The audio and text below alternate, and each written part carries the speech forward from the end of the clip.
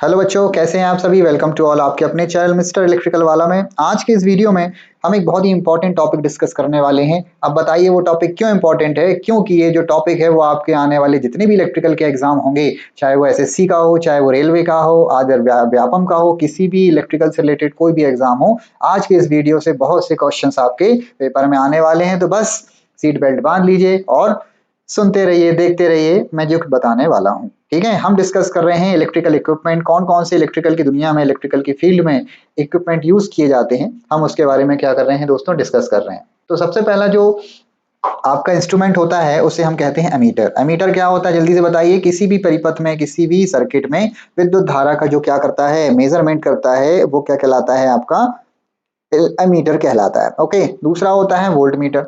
Volt meter क्या करता है, वोल्ट मीटर जो होता है वो आपका किन्हीं एक जो परिपथ होता है, किन्हीं भी दो टर्मिनल के बीच का क्या करता है, पोटेंशियल डिफरेंस बताता है। ठीक है, उसके बाद थर्ड जो होता है वो होता है ओम मीटर। ओम मीटर क्या करता है, measure the resistance. Measure the resistance मतलब किसी भी परिपथ में जो कंपोनेंट लगे हुए हैं उसका क्या बताएगा, रेजिस्टेंस बताएगा। ओके, उसके बाद आता है दोस्तों मल्टीमीटर। मल्टीमीटर बहुत ही फेमस है भाई। मल्टीमीटर का मतलब ही मल्टीमीटर है जिसमें बहुत सारे मीटर होते हैं। अब ये करंट को, वोल्टेज को, प्रतिरोध को, है ना, कंटिन्यूटी, ऐसी बहुत सारी चीजों को ये क्या कर सकता है, मेजर कर सकता है, लेकिन फ्रीक्वेंसी को बस मेजर नहीं करता। तो ये दो प्रकार के आप लोगों ने सुने होंगे, एक होता है एनालॉग और एक होता है डिजिटल मल्टीमीटर। ठीक है, तो जो डिजिटल मल्टीमीटर है आजकल बहुत ज्यादा यूज में आ चुका है, और जो एनालॉग था वो रेयरली बहुत ही कम यूजफुल है, मतलब यूज नहीं करते आजकल, क्योंकि एनालॉग की कॉस्टिंग भी ज्यादा है।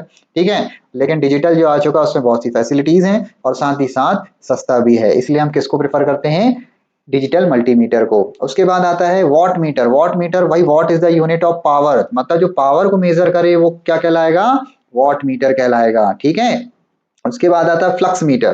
फ्लक्स कहाँ बनता है भाई, जल्दी से बताइए। मैग्नेटिक सर्किट में क्या बनता है, फ्लक्स बनता है। तो भाई मैग्नेटिक सर्किट में कितना फ्लक्स बना वो कौन बताएगा, तो वो आपका बताएगा फ्लक्स मीटर। ठीक है भाई। LCR metre. एलसीआर मीटर क्या होता है, L for inductor, C for capacitance या कैपेसिटर, और आर फॉर रजिस्टर जिसका रेजिस्टेंस होता है। तो किसी भी कंपोनेंट में, किसी भी सर्किट में जो कंपोनेंट लगे होते हैं लाइक आर, एल, सी या एल सी आर, जो आप समझ रहे हैं, उसकी वैल्यू कितनी है उसके बारे में कौन बताएगा, आपका एलसीआर मीटर बताने वाला है। ठीक है, उसके बाद आता है ऑस्किलोस्कोप। ऑस्किलोस्कोप बहुत ही इंपॉर्टेंट है भाई।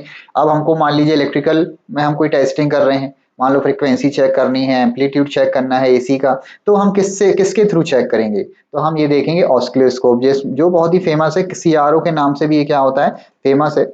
सीआरओ आप लोगों ने सुना होगा, इसका भी फुल फॉर्म आता है कैथोड रे ऑप्टिक्स। ठीक है, ये भी पेपर में पूछा जाता है सीआरओ क्या कहलाता है, और इसी से एक और क्वेश्चन बनता है सीआरटी क्या कहलाता है। तो कैथोड रे ट्यूब हम किसको कहते हैं, सीआरटी को कहते हैं। ठीक है, यहाँ से भी कुछ क्वेश्चंस बनते हैं। उसके बाद आता है गैल्वेनोमीटर। गैल्वेनोमीटर क्या करता है, गैल्वेनोमीटर एक डिवाइस है जो केवल और केवल करंट को सेंस करने का क्या करता है, काम करता है, मतलब किसी भी सर्किट में करंट उपस्थित है या नहीं, उसके बारे में कौन बताएगा, आपका गैल्वेनोमीटर बताने वाला है। ओके, उसके बाद आता है आपका एनर्जी मीटर। एनर्जी मीटर तो भाई बहुत ही ज्यादा परिचित है, सबके घर में बिजली आती है, और बिजली आती है तो हम इलेक्ट्रिसिटी क्या करते हैं, यूज कर रहे हैं कि नहीं, और हमारे घर में जो इलेक्ट्रिकल अप्लायंसेस लगे वो कंज्यूम कर रहे हैं। बहुत ही बड़ा डिफरेंस है, हम इलेक्ट्रिसिटी का यूज करते हैं और कंपोनेंट जो आपके अप्लायंसेस लगे हैं जैसे फ्रिज, कूलर, पंखा, ये इलेक्ट्रिसिटी कंज्यूम कर रहे हैं। ठीक है, अब कितनी कंज्यूम कर रहे हैं वो कैसे पता चलेगा, वो आपको अपने एनर्जी मीटर से पता चलेगा। ठीक है, तो एनर्जी मीटर क्या करता है, आपका इलेक्ट्रिसिटी आपने कितनी यूज की उसकी खपत बताता है। ठीक है, क्लियर है। और ये बहुत इंपॉर्टेंट क्वेश्चन है कि किस टाइप का यंत्र होता है, तो भाइयों ये इंटीग्रेटेड प्रकार का क्या होता है, यंत्र होता है। एक क्वेश्चन यहाँ से बिल्कुल पक्का है। ठीक है, उसके बाद आता है टैकोमीटर। टैकोमीटर कहाँ यूज होता है, जहां भी कोई भी घूमने वाली चीज हो, जैसे मान लो आपकी गाड़ी का पहिया क्या हो रहा है, घूम रहा है। ठीक है, हमारी जो मोटर होती है इलेक्ट्रिकल वाली, वो शाफ्ट उसका क्या हो रहा है, घूम रहा है। तो भाई हम शाफ्ट में क्या कर देते हैं, एक मीटर लगा देते हैं जो क्या बताता है कि भाई आपकी जो मोटर है वो कितने आरपीएम से घूम रही है। तो ये क्या बताता है, घूमने वाली डिस्क या शाफ्ट की स्पीड मेंटेन करता है। ठीक है, उसके बाद आता है स्पीडोमीटर। स्पीडोमीटर बाइक्स में लगे होते हैं जो क्या करते हैं, प्रति घंटा मतलब प्रति आवर की आपका वेग बताते हैं। वेग मतलब वेलोसिटी, हमारी जो गाड़ी है वो कितनी स्पीड से चल रही है वो प्रति घंटे के हिसाब से आपको बताते हैं। ठीक है, उसके बाद आता है फ्रीक्वेंसी मीटर। फ्रीक्वेंसी मीटर नाम से ही क्लियर है, आप फ्रीक्वेंसी को जो क्या करे, मेजर करे, वो क्या कहलाता है, फ्रीक्वेंसी मीटर। अब किस में मेजर करेगा, तो वो हर्ट्ज में करेगा। किस में करेगा, हर्ट्ज में वो क्या करेगा, फ्रीक्वेंसी को मेजर करेगा। कैपेसिटेंस मीटर क्या करता है भाई, धारिता को मापना है, कैपेसिटेंस को मेजर करना है तो हमें किसका यूज करना पड़ेगा, कैपेसिटेंस मीटर का। वो किस में करेगा, वो करेगा फैरेड में। पावर फैक्टर मीटर ये बहुत ही इंपॉर्टेंट है, यदि ये ना हो तो पूरा सिस्टम क्या हो जाए, अस्त व्यस्त हो जाएगा, क्योंकि हम हमेशा चाहते हैं कि पावर फैक्टर क्या रहे, पावर सिस्टम का अच्छा रहे। ठीक है, तो पावर फैक्टर क्या करता है, पावर फैक्टर एक शक्ति गुणांक का मापन करता है। ओके, उसके बाद आता है फेज सीक्वेंस डिटेक्टर।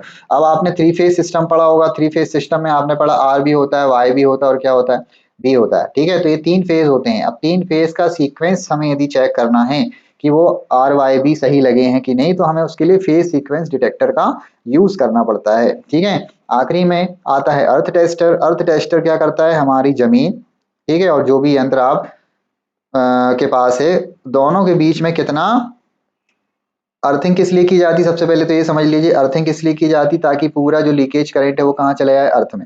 अब अर्थ टेस्टर एक ऐसा यंत्र होता है जो अर्थ इलेक्ट्रोड तथा जमीन के बीच क्या नापता है, प्रतिरोध। अब आपको एक बात और बता दें कि अर्थिंग का जो प्रतिरोध है वो कैसा होना चाहिए, कम से कम होना चाहिए। ठीक है, तभी हमारी अर्थिंग क्या होगी, अच्छी कहलाएगी। तो अर्थ टेस्टर से करते क्या है, हम अर्थिंग को मेजर करते हैं। ठीक है, कितनी अर्थिंग है। तो उसके बाद आता है फाइनली मेगर। तो मेगर क्या करता है, मेगर एक इंस्ट्रूमेंट होता है जो इंसुलेशन चेक करता है।